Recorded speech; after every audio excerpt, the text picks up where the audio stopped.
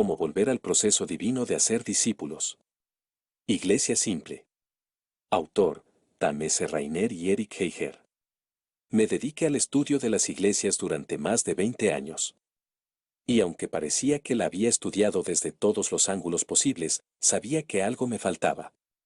Reconozco que recién ahora he comenzado a comprender esta institución que Dios nos dio. Hace un par de años, un joven lleno de energía entró a mi oficina para mostrarme los resultados de una investigación que había llevado a cabo. Advierto que no podía quedarse quieto. Y si bien esa actitud forma parte de su personalidad, en esta ocasión se hacía muy notoria. Sentía un tremendo entusiasmo con el fruto de su investigación en cuanto a este tema.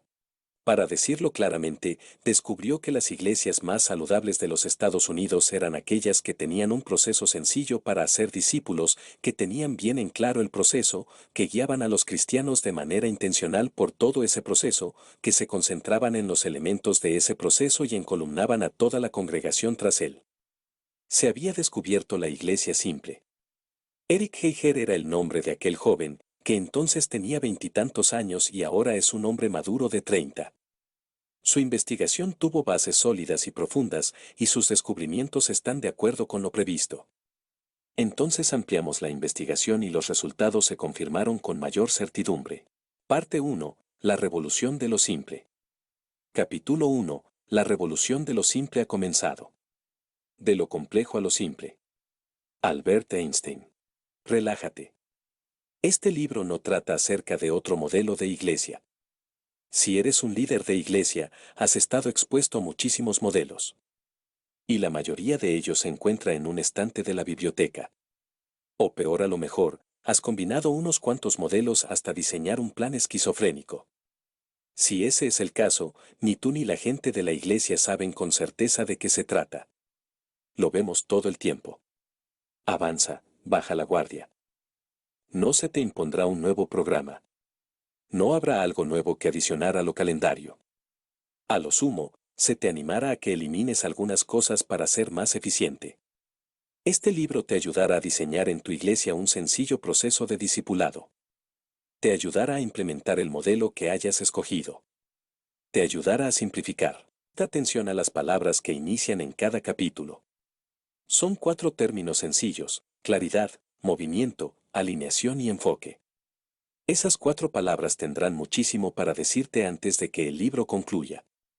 Después de cientos de consultas a las iglesias locales y un importante proyecto de investigación, llegamos a la conclusión de que los líderes de la iglesia necesitan simplificarse.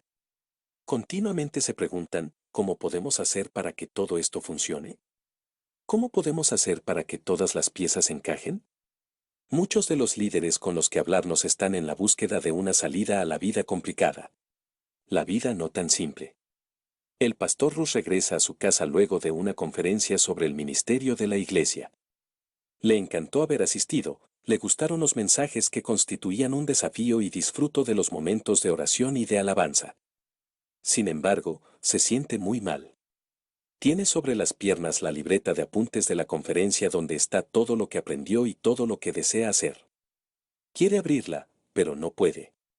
Quiere pensar en el futuro, pero su mente está ocupada en los detalles que tienen que ver con el resto de su semana. Cuando el avión despega, solo siente el peso de las responsabilidades que tiene por delante. En algún punto entre los 10.000 y los 30.000 pies de altura, guardará su libreta y sus sueños en el maletín. Es miércoles a la tarde. Se siente un poco culpable por no haber participado del programa de visitación semanal de los martes a la noche. Y se siente más culpable todavía por haber disfrutado de no ir. La visitación semanal de los martes era, un hijo suyo, un programa de primordial importancia cuando llegó a la iglesia, varios años atrás. Enseguida se entusiasmó gran parte de la congregación. Se siente agradecido de que esas personas hayan captado su pasión y se siente como un traidor por la molestia que les ocasiona estar otra noche fuera de su casa. Este miércoles, a última hora, debe, al menos espera desearlo, presidir la reunión de oración en la iglesia. Piensa compartir algo de lo que Dios le enseñó en el tiempo devocional personal. De esa forma, sabe que tendrá tiempo para responder algunos llamados telefónicos antes de la reunión de oración. La experiencia le indica que los mensajes en su escritorio y en su casilla de correo electrónico serán muchos y que seguramente ya se han acumulado. El equipo administrativo a cargo de las finanzas se reunirá después del encuentro de oración, de manera que no estará en casa sino hasta pasadas las 9 de la noche. No debe dirigir esa reunión, pero sí debe estar presente. Con suerte, sus hijos todavía estarán despiertos cuando llegue por fin a su hogar. Mañana por la mañana tendrá un desayuno con uno de los integrantes del cuerpo pastoral. No conoce el motivo, pero supone que terminará con el agregado de más responsabilidades a su creciente lista. Luego hay una reunión del equipo de trabajo y tendrá que hacer visita en el hospital. Por la noche está la reunión de grupo pequeño junto con su esposa. Hace poco alentó a toda la congregación a que perteneciera a un grupo pequeño y quería dar el ejemplo. Le encanta estar con el grupo una vez que se reúnen y desea que no se convierta en una carga. Le solicitó a todos los del equipo pastoral que estuvieran en un grupo pequeño y rogaba a Dios que ellos no se sintieran como él en este momento. Había avanzado poco y nada en el sermón dominical. Está justo en medio de una serie de temas sobre las relaciones. La semana anterior predicó sobre cómo relacionarse con la esposa y ansia poder llevar a la práctica algunas de las ideas que él mismo transmitió, salir a cenar juntos, un día de campo, etc. Quiere que, de alguna manera, no pase de esta semana. Podría ser el viernes a la noche. Se compromete a cambiar de fecha la invitación a asistir a uno de los eventos deportivos de la escuela secundaria local, aunque eso decepcionara a uno de los miembros del cuerpo pastoral, que lo había animado a que se hiciera ver más en la comunidad. El sábado por la tarde, luego del partido de su hijo, dedicará gran parte del resto del día a la preparación del mensaje dominical. Parece ser que otra noche de sábado especial mayor que quedara guardada a cambio de la congregación del domingo a la mañana. Este fin de semana hablará sobre las relaciones con los vecinos no creyentes. Le encantaría poder narrar alguna historia personal, pero últimamente ha estado demasiado ocupado. Piensa en todas las noches en las que entró directo al garaje, bien tarde, con su automóvil, luego de actividades en la iglesia o relacionadas con esta. Todavía no se había encontrado con la pareja de nuevos vecinos a casa de por medio. Creía que la mudanza se había producido hacia unas cuantas semanas, pero luego cayó en la cuenta de que al menos pasaron 6 meses.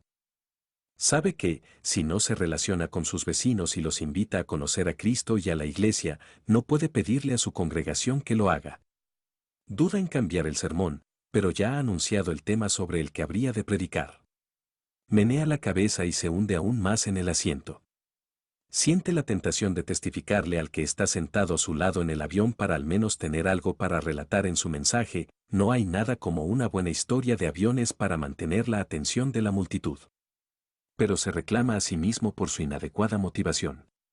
De todas maneras, su compañero de asiento duerme. El pastor Rus busca en su maletín. Saca el anotador de la conferencia y una libreta de apuntes. Debe asistir a la reunión semanal del equipo de trabajo luego del encuentro del desayuno. Este es el único momento que tiene para prepararse. Decide que será breve y apunta unos cuantos temas para debatir. Sabe que hay ciertas cuestiones de equipo que necesitan encarar, pero no tiene ni el tiempo ni la energía emocional para abordarlas. Comienza a pensar en su mensaje del domingo a la noche, que es distinto del sermón del domingo por la mañana. Últimamente recibió algunas críticas por sus mensajes del domingo a la noche. Lo comprendía. Estaban muy poco desarrollados. Intenta poder comenzar a prepararlos a principio de la semana quitándole un poco de tiempo a la elaboración del mensaje del domingo en la mañana. Este domingo a la noche hay una fiesta de vecinos de la cuadra. Su esposa asistirá mientras él esté en la iglesia. Piensa, al menos uno de nosotros conoce a los vecinos. Por supuesto, la gente se preguntará por qué ella no está en la iglesia. La tensión aumenta. Él se hunde cada vez más en el asiento. Sabe que debe de haber una manera mejor. Lo sabe y todo el tiempo lo reconoce ante sí mismo y ante el Señor. Sin embargo, no tiene tiempo para descubrirlo, sea lo que fuere, y mucho menos para llevarlo a la práctica. Como en otras conferencias, el pastor Rus salió impactado, pero regresa a casa deprimido. En momentos así, el pastor Russ se ha disciplinado para recordar su llamado al ministerio. Cuando apenas tenía 20 años, había dedicado su vida al ministerio vocacional. Repasa mentalmente aquellos días en que luchaba con la decisión de su carrera. Dios le había dado una pasión insaciable por la iglesia, por la palabra y por la gente. Sabía que el Señor lo había apartado para servir a la iglesia. Y continuaba con esa tarea, y con la sensación de una profunda carga. La preocupación en su corazón por hacer discípulos a través del ministerio de la iglesia local seguía allí. Esa convicción no había vacilado, solo crecía. Sin embargo, sabía que muchas cosas se habían acumulado junto a ese sentimiento, e incluso algunas estaban encima. No obstante, él seguía en esto por la gente. A 30.000 pies de altura, el pastor Russ piensa en la gente de su iglesia y ora. Surgen algunos pensamientos implacables: los miembros de su congregación están siendo transformados. Su iglesia, si está formando verdaderos discípulos, esa clase de discípulos que formó Jesús, o todos están atareados. Lanza una mirada a su compañero de asiento que todavía duerme. Observa que sobre las piernas tiene la revista de la aerolínea abierta en una publicidad de toda la página de un conocido recurso mediático. En la parte superior del aviso dice, simple. Por curiosidad, el pastor toma esa misma revista del bolsillo del asiento que está frente a sí. Busca y encuentra la página para leer mejor el aviso. Interesante. Ríe. Lo de simple suena bien. La revolución. Lo simple está de moda. Lo complejo forma parte del pasado. Al menos, no se usa más. Resulta irónico que la gente esté sedienta de las cosas simples debido a que el mundo se ha vuelto mucho más complejo. La cantidad de información que disponemos está en continuo incremento. La capacidad de interactuar con todo el mundo es posible. La tecnología avanza sin pausa y a un ritmo acelerado. El resultado de ello es un mundo complicado, con vidas complejas y ocupadas. Y en medio de la complejidad, la gente busca lo simple. Lo ansían, lo buscan, pagan por ello e incluso suenan con ello. Lo simple está de moda. Lo simple funciona. La gente responde en forma positiva a lo simple. La revolución de lo simple ha comenzado. Apple lo sabe. Son pioneros de lo simple. Son parte de una revolución contra la complejidad y están a la vanguardia en el frente tecnológico. Si tomas un iPod hallarás un gran botón. Si lo conectas a tu escritorio de Apple, la música se baja en forma automática. Inserta el cable de la impresora en el puerto USB y ya está. Enchufa y escucha, el mantra de una generación de computadoras sedienta por lo sencillo. Incluso el diseño gráfico de Apple es simple. Fíjate en el logotipo. Una manzana de un solo color reemplazo a la manzana multicolor. El material gráfico de sus productos y de sus locales comerciales es discreto. Sus seguidores de culto son misioneros que se hacen oír por la simplicidad que ofrecen. Si conoces a alguien que tiene una Apple, sabes a lo que nos referimos. Te han impulsado a unirte a Apple en la revolución de lo simple. El iPod es un buen ejemplo práctico. Si no sabes lo que es un iPod, se trata de un aparato portátil de música o video que se puede escuchar por medio de auriculares o en el automóvil. Es el símbolo de la generación actual y es mucho más sencillo que cualquier reproductor de casete o de CD. Fue un exitoso golpe maestro, realmente asombroso, que las otras empresas reconocen imitar. Apple ha sido capaz de tomar la tecnología avanzada y hacerla simple. El diseño exterior cuenta con un solo botón redondo. Tiene 4 puntos perimetrales que pueden oprimirse y un punto central, pero parece ser un único botón. El iPod es más caro y ofrece menos prestaciones que muchos de los otros aparatos que venden los competidores, pero domina el mercado. Es simple, y la gente responde a eso. La iMac también es prueba de esto. La iMac es la versión de Apple de una computadora de escritorio. Lo atractivo es que todos los componentes de una computadora se consolidan en uno solo. El monitor contiene la CPU, los parlantes, la red y los puertos USB, y el CDRCM. Viene en una única caja con un teclado y un mouse. Esta simplicidad hace que la decisión de compra sea fácil. Hay una bola de elección. Es fácil de armar porque tiene pocas partes. Como Apple fabrica el software que viene en la Mac, hay un solo número al que se puede llamar si algo no funciona. Una decisión. Una caja. Un número de contacto. Un precio. Simple. Google lo sabe. Google es una de las empresas de más veloz crecimiento en la historia de los Estados Unidos. Hizo que la tecnología sofisticada de la búsqueda en Internet fuera simple y rápida para los usuarios. La popularidad de Google se disparó cuando los usuarios de la red acudieron en gran número a usar este motor de búsqueda. A la gente le encanta y responde al aspecto simple del buscador de Google. Alrededor del 75% de las búsquedas en la red se hace a través de Google. Realmente domina el mercado de los buscadores. Para Google y sus inversores, la revolución de lo simple ha sido muy redituable. La cantidad de espacio en blanco en la página principal nos habla a las claras de su simplicidad. Accede a google.com y verás que hay entre 20 y 40 palabras en la página principal. Eso es todo. Es lo simple llevado a un nuevo nivel. Si simplicidad sobredimensionada no fuera un oxímoron, lo mencionaríamos aquí. Compara la apariencia de Google con la de otros buscadores como Yahoo o MSN, donde los usuarios se enfrentan con cientos de palabras en la página principal. Google mantiene simple su página de búsqueda por el bien del usuario. La filosofía detrás de lo simple es que el usuario no es capaz de procesar correctamente demasiada información, porque demasiada información es algo pesado y engorroso. Google afirma que los usuarios no deberían de ser agredidos con información que no les resulta relevante o que no les es de utilidad. Los diseñadores gráficos lo saben, el arte gráfico reaccionó contra la complejidad y el abarrotamiento de la era posmoderna al abrazar lo que algunos denominaron la nueva simplicidad. Dale una mirada a las revistas más famosas de diseño gráfico, como ID, y verás indicios de la revolución de lo simple. O fíjate si no en John Maeda, un revolucionario de lo simple, un líder dentro del mundo de la gráfica. Maeda es profesor de diseño en Cambridge, en el Instituto Tecnológico de Massachusetts, MIT, su sigla en inglés.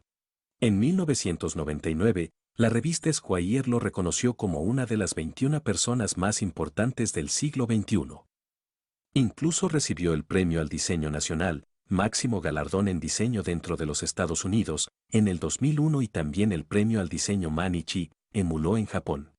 Maeda no es solo uno de los más famosos diseñadores gráficos del mundo, sino que es también defensor de lo simple. Es codirector de Simplicity, Simplicidad, un programa de investigación experimental en el Laboratorio de Medios del MIT. La investigación está diseñada para desarrollar tecnología sencilla de comprender y de operar. La meta del proyecto es ayudar a liberar a los usuarios de la complejidad que los intimida y de la superabundante información de la tecnología moderna. Es una revolución consolidada contra la complejidad. Maeda incluso tiene un blog, en el que escribe con regularidad. Acertaste, el blog se llama Simplicidad. Southwest Airlines lo sabe. Southwest es la compañía aérea más exitosa y redituable de los Estados Unidos. Es también la más simple. No existen asientos asignados sino grupos. Y los grupos se organizan según la hora de llegada del pasajero. La comida es ínfima. Tampoco hay aeropuertos terminales. Los aviones vuelan la distancia mínima entre 2 puntos. En otras palabras, uno no desea pasar por Atlanta o Chicago en todos los vuelos. Esta simplicidad ahorra tiempo al pasajero y hace que la empresa gane más dinero. Papa John's lo sabe. Papa John's prepara una magnífica pizza. Según el fundador, John Shatner, el secreto del éxito de la empresa ha sido su simplicidad. Presta atención a la siguiente declaración que se encuentra en su página electrónica. En Papa John's tenemos una sencilla fórmula para el éxito: concéntrate en una cosa y trata de hacerla mejor que los demás. Mantener sencillo el menú de Papa John's nos permite concentrarnos en la calidad de nuestro producto y emplear solo ingredientes de calidad superior. La gente adoptó el menú simple y la filosofía también simple. Lo que comenzó como un solo negocio hace ya más de 20 años, ha crecido hasta convertirse en la tercera franquicia de pizza de los Estados Unidos. Los diseñadores de interior lo saben. Real Simple Verdaderamente Simple es una conocida revista y un sitio electrónico de diseño interior, www.realsimple.com. La gente responde a ese concepto. Real Simple ha sido el más exitoso lanzamiento de una publicación en la última década. La revista promueve el diseño interior simple y enseña a los lectores a que su casa, su cocina y sus comidas sean simples. Incluso la reina del diseño interior, Martha Stewart, conoce lo simple. No porque haya estado recluida en la vida simple de una celda, sino porque aboga por el diseño simple. Perfecto y simple son dos palabras que generalmente se escuchan en su programa o aparecen en sus artículos. Al menos, eso es lo que nos comentan nuestras esposas. No es que sepamos de Marta de primera mano. Los gurús del marketing lo saben. Los ejecutivos de marketing y publicidad utilizan frases y avisos simples. Lo sabes porque lo has visto. Sin embargo, eso no lo es todo. La revolución es incluso más profunda. Ellos ofrecen sus productos como soluciones para nuestra vida complicada. El mensaje es, este producto simplificará tu vida. Saben que la gente responde ante lo simple. En el notable libro de Simplicity Marketing, Cómo seducir al consumidor sin agobiarlo en el intento, Steven Crystal y Peter Seeley enseñan a los ejecutivos a que posicionen sus productos de manera que les prometan a los clientes una vida más simple. Su argumento es que una marca eficaz reducirá el estrés del consumidor. El valor que ofrecen muchos productos es una disminución del abarrotamiento. Tomemos por ejemplo el marketing de South Beach Diet. El mercado de lo dietético está abarrotado. Las nuevas dietas y las estrategias para perder peso aparecen por todas partes, pero South Beach prometió al potencial cliente algo que los demás planes fracasaron en ofrecer: simplicidad y menos estrés. El autor y fundador del movimiento de South Beach Diet explica la esencia de esta dieta de la siguiente manera: lo que comenzó como una incursión parcial en el mundo de la nutrición, me permitió concebir una dieta simple, válida desde el punto de vista de la medicina, que funcione, sin estrés, para un amplio porcentaje de quienes la prueben. ¿Lo ves? Simple y sin estrés. Además de postres sin azúcar, ¿qué más podrían pedir quienes hacen dieta? Muy bien. A estas alturas creo que has captado la idea. Lo simple está de moda. Lo simple funciona. La gente responde a lo simple. Sin embargo, este libro está dirigido a quienes sienten pasión por el ministerio eclesial eficaz. ¿Tiene esta revolución de lo simple alguna importancia para la Iglesia y los líderes eclesiales? Continúa con la lectura y lo sabrás.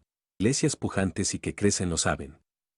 En nuestra amplia investigación de más de 400 iglesias evangélicas, descubrimos la revolución de la iglesia simple. Comparamos iglesias pujantes que crecen con iglesias con conflictos y que no crecen. Los líderes eclesiales de ambos tipos de iglesias completaron la misma encuesta que fuera diseñada para medir la simplicidad del proceso de discipulado. Pensábamos que las iglesias pujantes obtendrían una calificación más alta. Pensábamos que habría una relación entre el proceso simple y la vitalidad de la iglesia, pero los resultados fueron mayores a lo imaginado. Nuestro consultor estadístico nos dijo que habíamos descubierto algo grande. Ampliaremos sobre este estudio en los capítulos siguientes, pero he aquí lo esencial: las iglesias pujantes son mucho más simples que las iglesias que utilizamos para comparar. La diferencia resultó ser tan grande que la probabilidad de los resultados con una iglesia tomada al azar es menos de 1 en 1000. Los estadísticos denominan a esto una relación de nivel 0,001. Cuando un investigador descubre una relación de nivel 0,5, llama a todos sus amigos para alardear de ello. Sabe que halló algo que vale la pena. Cuando un investigador halla algo de nivel 0,1, manda a llamar a su editor y se prepara para escribir. Descubrir algo de nivel 0,001 no sucede con frecuencia. Es una gran cosa. Si eres una persona que se inclina a la estadística, esto es altamente significativo. Lo más significativo es que, por lo general, las iglesias simples son pujantes y crecen. Las iglesias con un proceso simple para alcanzar a la gente y hacerlas llegar a la madurez son las que expanden el reino. Los líderes de la iglesia que diseñaron un proceso bíblico simple para hacer discípulos hacen avanzar de manera eficaz el movimiento del evangelio. Las iglesias simples producen un gran impacto. A la inversa, las iglesias complejas se encuentran en apuros y están anémicas. Las iglesias que no cuentan con un proceso de discipulado o que cuentan con un método complicado, luchan por mantenerse a flote.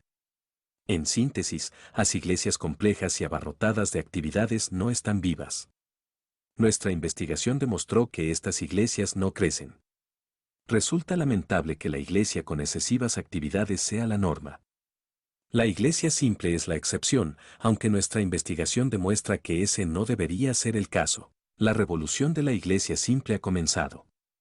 La mayoría de las iglesias están demasiado ocupadas como para notarlo. Están en las afueras del movimiento, lejos de la revolución que ha comenzado a producirse. Lo que no queremos decir. Primero, de ninguna manera sugerimos que el enfoque simple del ministerio sea un cambio en la doctrina o en la convicción. Tam escribió varios libros sobre la primacía de la doctrina firme, bíblica y ortodoxa en las iglesias que crecen. Sobre ese tema no transigimos.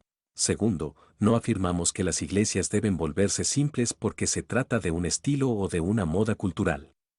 Una revolución va en contra de la beta cultural. Las iglesias que son simples no se reflejan en la cultura. No se parecen al mundo para poder alcanzar al mundo. Es más, es a la inversa. Debes comprender este concepto. La cultura no es simple. Ni un poco. Nuestro mundo no es simple. Todos los días experimentamos una sobrecarga de información y de decisión. A medida que el mundo se achica, por la globalización, a través de la tecnología, las cosas se vuelven más y más complejas. En medio de todo ese ruido, ese alboroto, esos cambios, esa agitación y esa gran incertidumbre, la gente anhela lo simple. Justamente debido a que las cosas son tan frenéticas, alocadas y fuera de control es que las personas responden a lo simple. La sobreocupación y la complejidad de la vida hacen que lo simple sea un bien preciado, algo que se anhela. Las iglesias simples lo saben de manera intuitiva. Y como ansían con tanto fervor a ser discípulos, implementaron un diseño simple para su ministerio. Delinearon un proceso simple para alcanzar a las personas y hacer que adquieran madurez. Es así que estas iglesias captan la atención y el compromiso de la gente. Tercero, tampoco decimos que las iglesias deberían tener un proceso simple solo por motivos pragmáticos, aunque funcione. Lo más importante es que haya un fundamento teológico y filosófico sobre el que se basa un proceso simple. Avanzaremos en esto a través del libro, pero daremos un anticipo, si bien Dios nunca cambia. Él ha decidido obrar a través de un proceso divino. Por ejemplo, Dios eligió crear el universo por medio de un proceso secuencial y ordenado. Además, diseñó la maduración de su creación, incluso la del hombre, para que ocurriera con un proceso. El crecimiento espiritual, la santificación, es un proceso por el cual un creyente es transformado a la imagen de Cristo. Las iglesias simples han escogido alinearse con la manera de obrar de Dios. Han decidido acompañar el proceso de discipulado revelado en la Escritura. Han elegido estructurar su iglesia alrededor de un proceso simple. Cuarto, de ninguna manera afirmamos que un diseño de iglesia simple sea sencillo. Existe una enorme diferencia entre simple y sencillo. Simple es algo básico, sin complicaciones y esencial. Sencillo es algo que no requiere esfuerzo. El ministerio nunca será sencillo. Es complicado y difícil porque la gente es complicada y difícil. Un proceso simple no es sencillo de implementar ni de mantener. El liderazgo en la iglesia local implica un desafío extremo. Liderar una iglesia local no es sencillo ni simple, pero la estrategia de la iglesia no necesita ser complicada. El diseño del ministerio puede y debe ser simple. El revolucionario. Si alguien conoce lo simple, ese es Jesús. Si alguien es un revolucionario, ese es Jesús. Él es el primer revolucionario de lo simple. Él se introdujo en una escena religiosa complicada y corrupta. Estaba atiborrada por los saduceos, los fariseos, los herodianos, los zelotes y los esenios. Pero él no se manejó con sus reglas. No soportó su hipocresía. Prefería pasar su tiempo con los cobradores de impuestos y los pecadores. Los líderes religiosos habían desarrollado un sistema religioso con 613 leyes. Eligieron ese número porque era la cantidad de letras que había en el texto que contenía los 10 mandamientos. Luego hallaron 613 mandamientos en el Pentateuco, los 5 primeros libros del Antiguo Testamento. Dividieron la lista en mandamientos afirmativos, hagan esto, y mandamientos negativos, no hagan esto. Había 248 mandamientos afirmativos, uno para cada parte del cuerpo según su interpretación. Y 365 mandamientos negativos, uno para cada día del año. Luego subdividieron esa lista en mandamientos vinculantes y no vinculantes. Entonces pasaban sus días debatiendo si las divisiones eran exactas y catalogaban los mandamientos dentro de cada división. Llega Jesús, que tiene la capacidad de tomar lo complejo y simplificarlo. El mejor ejemplo es Mateo 22, 37-40, donde Jesús enuncia lo que se conoce como el gran mandamiento. Así se desarrolló la escena. Jesús acababa de dejar sin palabras a los saduceos. Así fue. Los silencios con su sabiduría, Mateo 22, 34. Luego estaban los fariseos. Quizás ellos podrían hacer una mejor tarea y derribar a este revolucionario. Los fariseos se reunieron. Concibieron una estrategia de debate. Su objetivo era humillar a Jesús delante de la multitud. Eligieron al más sagaz entre ellos, especialista en leyes, para abordar a Jesús. Le preguntó cuál era el mayor mandamiento de la ley, el más importante de los 613 mandamientos. Ama al Señor tu Dios con todo tu corazón, con toda tu alma y con toda tu mente, le respondió Jesús. Este es el primero y el más importante de los mandamientos. El segundo se parece a este, ama a tu prójimo como a ti mismo. De estos dos mandamientos dependen toda la ley y los profetas. Piensa por un instante en la importancia de aquel momento. Él dijo que la ley, y le agregó a los profetas, se resume en esta frase simple y perfecta. No bajaba el nivel de la ley. Tampoco la abolía. Él captó la totalidad del espíritu de la ley, toda su esencia, en una sola frase. Dijo que todo dependía de eso. Resumió 613 mandamientos en dos. Jesús tomó la complejidad y la ampliación de la ley y la hizo sumamente simple. Su yugo. Jesús era un rabino, un maestro. En la cultura judía, cada rabino tenía un yugo de enseñanza. Su yugo eran sus instrucciones, su contenido y su mensaje. Muchos rabinos ponían yugos de enseñanza sobre las personas que eran imposibles y legalistas. Estos yugos apartaban a las personas de la gracia de Dios en vez de atraerlas. Estos yugos oprimían y agotaban a las personas. Jesús hizo su aparición en la escena y un día le dijo a la multitud, vengan los que están cansados y agobiados, y yo les daré descanso. Carguen con mi yugo y aprendan de mí, pues yo soy apacible y humilde de corazón, y encontrarán descanso para su alma. Porque mi yugo es suave y mi carga es liviana. Mateo 11, 28-30. Jesús dijo que su yugo era suave.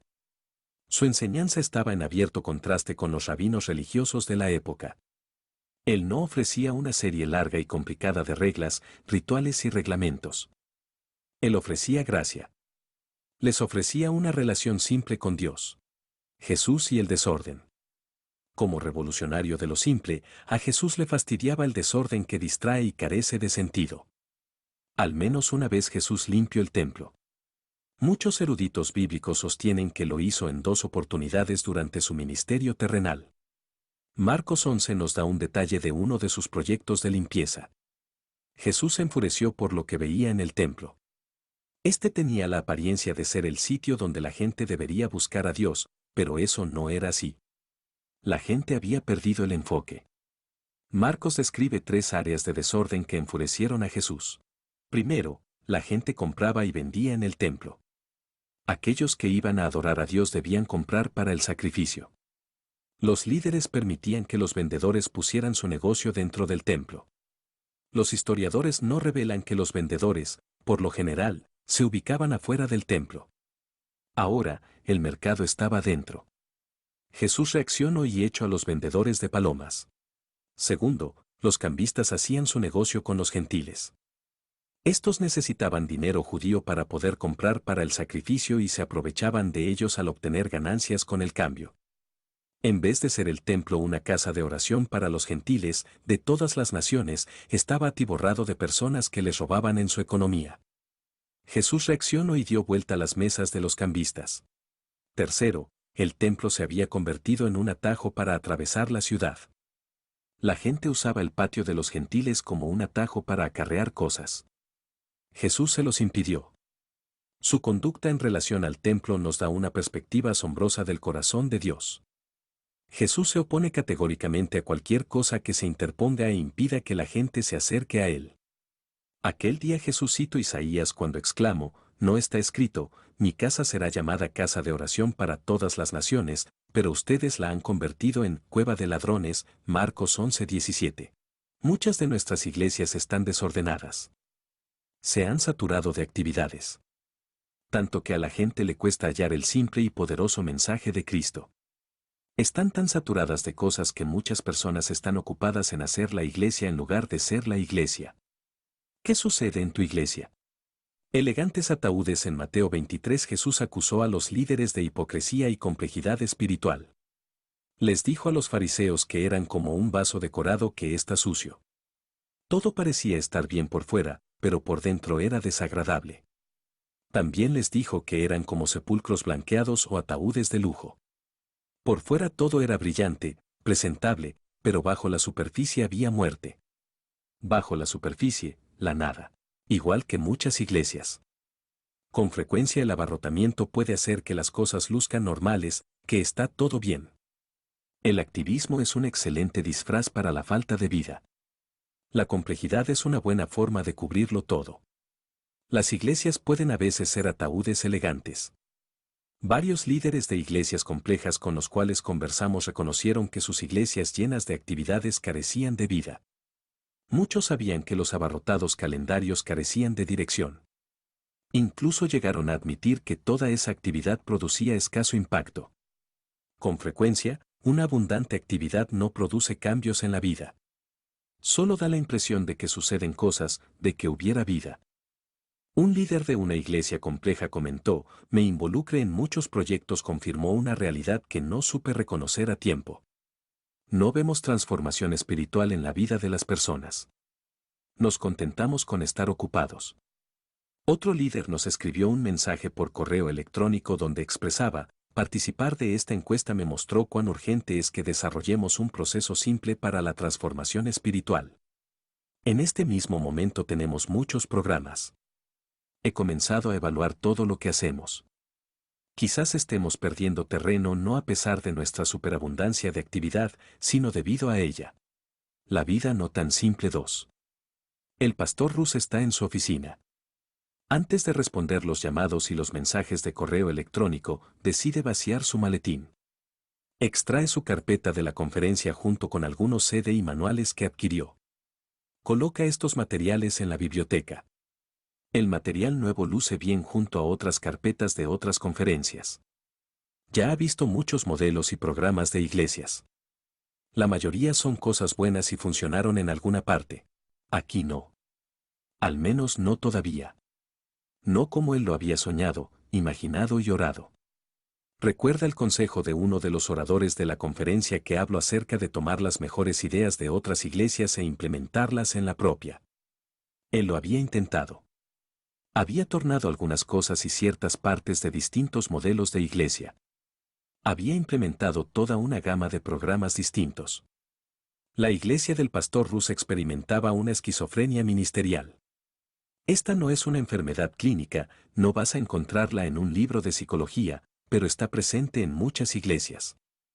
Puede que ya la hayas visto antes, pero no consideraste que se trataba de esquizofrenia ministerial. Inunda las iglesias locales. Se produce cuando éstas y sus líderes no están seguros de quiénes son, cuando no tienen en claro cuál es su identidad fundamental. Corren tras una moda sin conexión y frenética. Acontece a menudo cuando las iglesias tratan de combinar varios modelos de iglesia en uno.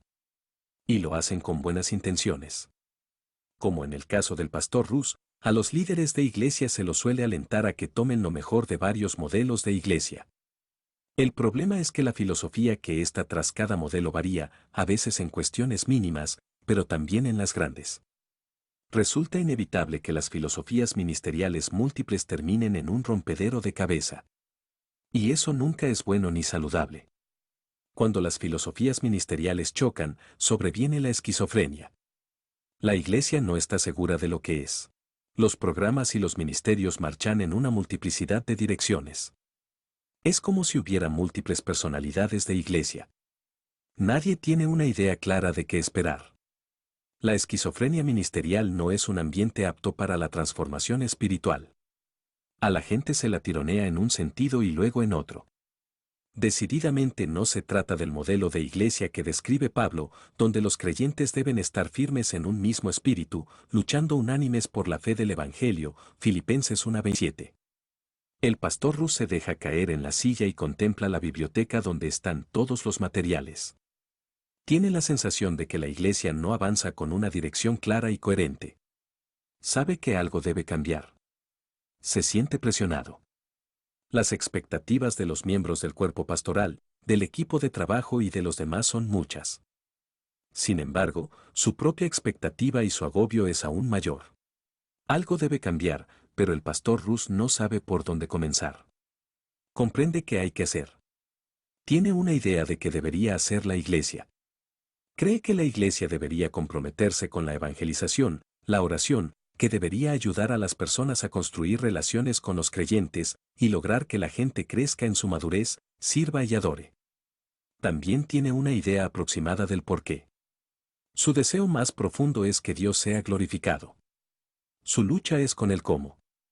Una interrogante crucial lacera su mente: ¿cómo podemos estructurar y reunir todo esto para hacer discípulos? Comienza a diagnosticar el problema. No existe un proceso de discipulado que englobe todo. No hay un proceso claro que haga más eficiente el ministerio y mantenga a todos alineados en lo mismo. No existe el cuadro general. El pastor Rus ha implementado programas y ministerios sin preguntarse de qué manera contribuyen con el todo. Como en muchas iglesias, el éxito en la congregación del pastor Rus se mide según lo bien que marche determinada actividad. Se evalúa cada fase, pero nunca el todo. Jamás se fijó en cada programa semanal a la luz de un proceso de discipulado simple. Es más, no existe ese proceso. No hay un principio claro ni tampoco un final claro. Solo hay un montón de actividades. Entonces el pastor Rus cae en la cuenta de lo que se trata. Quizás tú también. Momentos así son sagrados, pero también atemorizan un poco. Son sagrados porque conducen al cambio y atemorizan por el mismo motivo. Este pastor siente al mismo tiempo alivio y frustración. Alivio porque ha conseguido identificar el problema, y frustración porque ahora sabe que el problema existe. Él y su equipo se limitan a llevar adelante actividades. Se comprometió con el ministerio para hacer discípulos y se ha convertido en un administrador de actividades. No pudo ver el bosque porque estaba preocupado por los árboles. El pastor Rus sabe que debe detenerse un momento y mirar a su iglesia con nuevos ojos. Debe ver el cuadro completo. Como ver el cuadro completo, José Díaz vio el cuadro completo. La mañana del domingo 7 de agosto de 2005 fue para él una de las más felices de su vida. Esto aconteció en la Christ Fellowship de Miami, la iglesia donde Eric es pastor ejecutivo. Era la primera vez que José podía asistir al culto acompañado de su padre, Luis Díaz. Luis era un creyente de años, pero nunca había podido concurrir al templo con su hijo José. No pudo porque estuvo en la cárcel durante 26 años. Ese domingo ellos adoraron juntos en el templo. Luis Díaz había sido liberado 4 días antes porque un análisis de ADN demostró su inocencia. Había estado preso por equivocación. Gracias a la evidencia, ya no lo consideraron el violador de la calle Vir. Es probable que hayas visto su historia en los noticiarios porque fue tapa de todos los medios. El violador de la calle Vir anduvo al acecho desde 1977 hasta 1979. Muchas de sus víctimas lo describieron como un latino que hablaba inglés, de alrededor de 1,80 m, 6 pies y 90 kilogramos, 200 libras, de peso. A veces tomaba artículos de las víctimas. Luego de ser atacada, la primera víctima vio a Luis Díaz en la estación de servicio donde ella trabajaba. 4 días antes ella había dado a la policía la descripción antes señalada y además agregó que tenía un automóvil de 2 puertas verde o negro. Luis Díaz ingresó a la estación de servicio con su Chevrolet verde de 4 puertas. La víctima llamó a la policía y dio su número de licencia. Luego, lo identificó como el atacante a partir de la fotografía de la licencia de conducir. Díaz pesaba 60 kilogramos, 134 libras, y media 1:60 m, 5 minutos 3 pies. Era casado y tenía 3 hijos. No hablaba inglés. En ese momento no se presentaron cargos. Los ataques continuaron y en la población aumentaba la alarma. La policía se concentró en Díaz. Otra de las víctimas lo identificó a partir de una serie de fotografías. Fue arrestado en agosto de 1979. 2 días después, 14 víctimas se presentaron para reconocerlo de entre una fila humana. 5 de ellas identificaron a Díaz de manera positiva. Más tarde, otras víctimas también lo hicieron a partir de otra selección de personas grabada en video. El fiscal levantó 8 cargos contra él. Luis Díaz insistía en su inocencia y fue a juicio en mayo de 1980. No existía evidencia física que relacionara a Díaz con el crimen. El allanamiento del domicilio de Díaz no arrojó resultados de artículos sustraídos a las víctimas. Jamás hallaron un arma. En su automóvil no hallaron ni semen ni sangre, aunque 4 de las agredidas habían sido violadas en el auto del atacante. La mayoría de las víctimas describió al violador como más alto y más pesado. Como Díaz preparaba comida frita, pues era su trabajo, apestaba a cebollas cuando terminaba su labor. Sin embargo, ninguna de las mujeres describió algún aroma en particular. Pero a pesar de todas las evidencias en contra, Díaz fue hallado culpable y sentenciado a múltiples cadenas perpetua. Hasta que en 1993 se presentaron 2 de las víctimas que se retractaron de la identificación que habían hecho de Díaz. Su hijo José comenzó a investigar el test de ADN y su uso para cambiar sentencias equivocadas. Él sabía que su padre era inocente. Escribió cartas y trabajó junto a un grupo como proyecto de inocencia para conseguir una moción para efectuar un test de este tipo a su progenitor. Esta prueba en 2 de las víctimas demostró que las había violado la misma persona. No era Díaz. Se retiraron todos los cargos y liberaron a Díaz luego de 26 años. Su hijo pugnó por ver la evidencia a partir de la prueba. José Díaz insistió en ver el cuadro completo. Vio el bosque y no solo los árboles en el caso de su padre. Los escasos testimonios solo eran una parte del cuadro, un árbol del bosque. El cuadro completo incluía la evidencia física, la prueba de ADN, la falta de un arma y el perfil policial. El cuadro completo narraba una historia distinta. José se retiró un paso y miró con nuevos ojos. E hizo que los demás hicieran lo mismo. Como José estaba comprometido con el cuadro completo, trabajó en la liberación de su padre. Así como José Díaz, los líderes de la iglesia son llamados a liberar prisioneros. No de celdas físicas sino espirituales. Los líderes son llamados a ofrecer libertad a todos aquellos que son prisioneros del pecado, ver Lucas 4:18. Así como Díaz, los líderes de la iglesia deben ver el cuadro completo, el bosque y no solo los árboles. Ser simple exige ver el panorama en su totalidad. El desorden a veces existe porque los líderes de la iglesia ven solo una parte. Entonces más y más cosas se añaden sin un entendimiento de cómo todo afecta al todo. Para tener una iglesia simple, los líderes deben asegurarse de que lo que su iglesia hace encaja entre sí y produce un cambio en la vida. Deben diseñar un proceso simple que mantenga todo unido, un proceso simple que conduzca a las personas hacia la madurez espiritual. Diseñadores. Los líderes de la iglesia simple son diseñadores. Delinean oportunidades para el crecimiento espiritual. Los líderes de iglesias complejas son programadores. Llevan adelante programas ministeriales.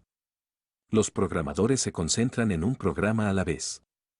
Su meta, aunque no establecida, es lograr lo mejor de cada programa. Los diseñadores se concentran en el resultado final, en el cuadro completo. Les preocupa tanto lo que sucede entre los programas como los programas en sí. Los líderes de iglesia simple que encuestamos eran expertos diseñadores.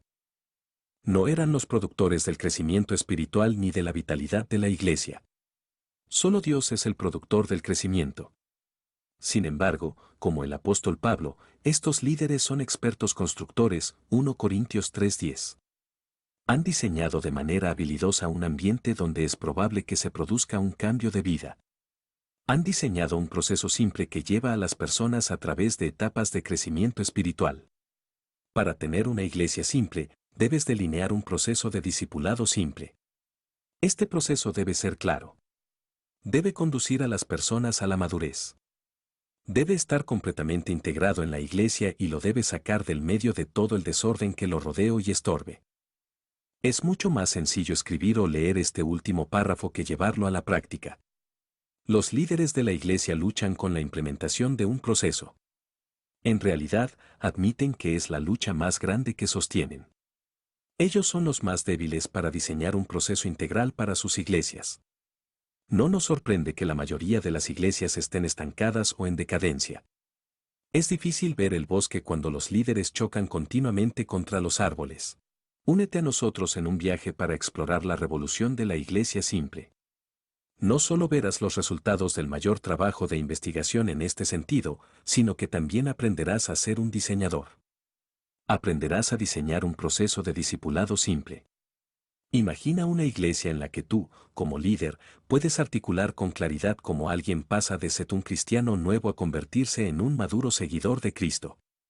Imagina que tu iglesia ya no está atareada sino viva con ministerios y actividades que producen una diferencia. Esa es la revolución de la iglesia simple. Bienvenido. Vamos a iniciar juntos este recorrido. Al final de cada capítulo incluimos preguntas para debate grupal. Te animamos a que, como equipo, debatan los conceptos vertidos en este libro. Emplea estas preguntas con tu grupo o con los voluntarios que te acompañan en el servicio. Preguntas para debate grupal. 1. En nuestra cultura, ¿cómo responde la gente a lo simple? 2. ¿En qué aspectos te sientes identificado con el pastor Rus? 3. Si pudieras darle un consejo al pastor Rus, ¿cuál sería? 4. ¿Es tu iglesia simple o compleja? ¿Por qué?